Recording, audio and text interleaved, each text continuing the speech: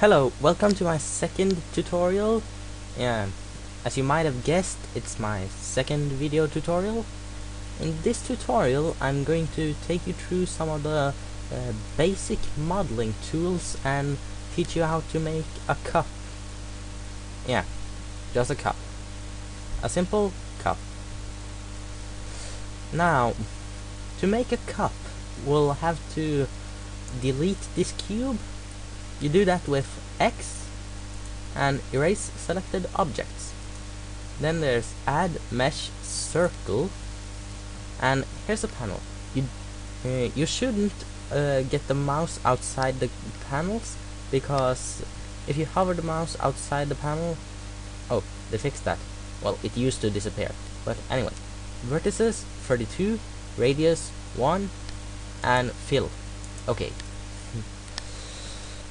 And there we have the circle, a basic circle, and it looks about as much as a cup as, well, any circle really. So to get rid of that circle-y effect, you should move it a bit down using G. Oh, and you need to constrain it to the Z axis. You do that by, well, pressing the Z button after pressing G. To constrain it to X, you press X, and to constrain to Y, you press Y. If you want to constrain it to two axes, you press Shift plus the one axis you're not going to constrain it to. It's easy. Now, to make the cup, we'll first extrude this circle. You do that by pressing the E button, and then you select region. There's a lot of different options here, but the only one you're going to use right now is region. Only edges does this, only vertices does this, and individual faces does this.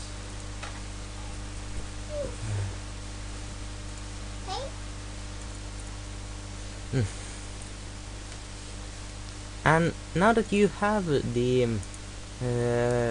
cylinder, you should scale the top up a bit by using S. You can hold in the control button to constrain it to even numbers. It's much easier to handle that way. Oh, and while you're scaling or transforming an object, the properties of that are shown in this panel here. That's useful to know. Now, I'm gonna move this a bit down, and then and then extrude a bit upwards again. Now, one thing you may have noticed is that, well, this thing's not really that smooth. Well, we'll be getting to that in a short while. Just wait a bit for that. Now, I'm gonna move this up a little bit more, and now I'll extrude region and then scale it down a bit. You do that by pressing S, if you remember. Then extrude once again, this time on the Z axis, and a bit down. Then extrude it on the Z axis once more and scale it down a bit. And there you have it. A really basic bad looking cup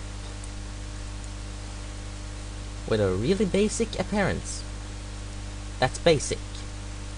In case you haven't noticed, it's kind of basic. It'll need a handle and general smoothness. Now, To get it smoother, you'll need to press this button, add modifier, and then on the list choose subsurf. See, now it's a lot smoother. What subsurf does is that it divides every face into, well, more faces.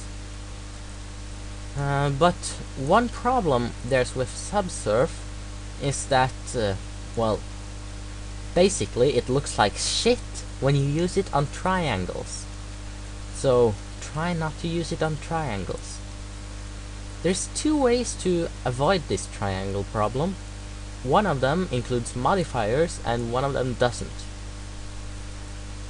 For the sake of simplicity, I'm going to take you through the modifier based one. First, what you do is that you select this whole edge loop here, as it's called. You do that by pressing Ctrl E and then selecting edge loop select. After pressing two edges in this edge loop. It's a topology thing, so I'll be doing a tutorial on general topology later, I think.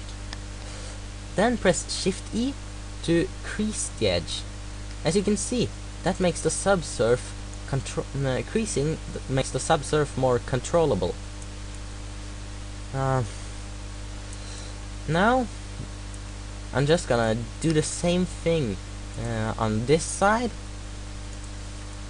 and there we have it. It looks much better now, although it's not professional. Now, as you can still see, the individual faces are visible, which is not something you want on a cup. So here's the button that makes an object smooth, the Set Smooth button, and this is the result of pressing it.